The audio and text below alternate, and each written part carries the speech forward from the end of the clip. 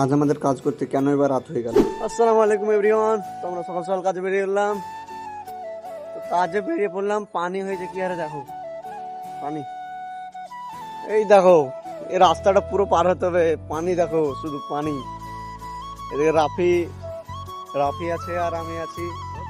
রাফি বলছে যে কি এই মাথাতে ডুব মেরে ওই মাঠে পার হতে হবে।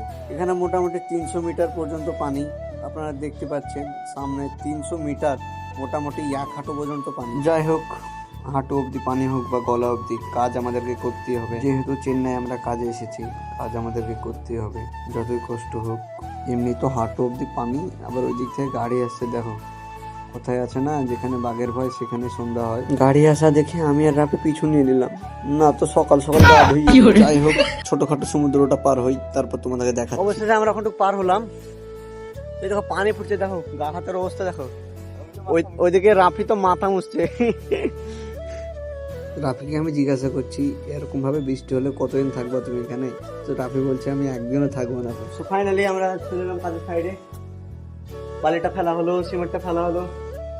রাফি সিমেন্টটা কেটে মশলা বানাতে লেগেছে। ও রাফি জিও।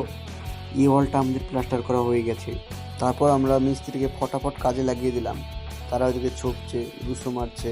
আমাদের কাজ ছাড়ার সময় বৃষ্টি চলে এসেছিল, তাই আমাদের কাজ ছেড়তে এতটা রাত হয়ে গেছে। তো যাই হোক, আজকের ভিডিও এই পর্যন্ত। Tata, bye bye.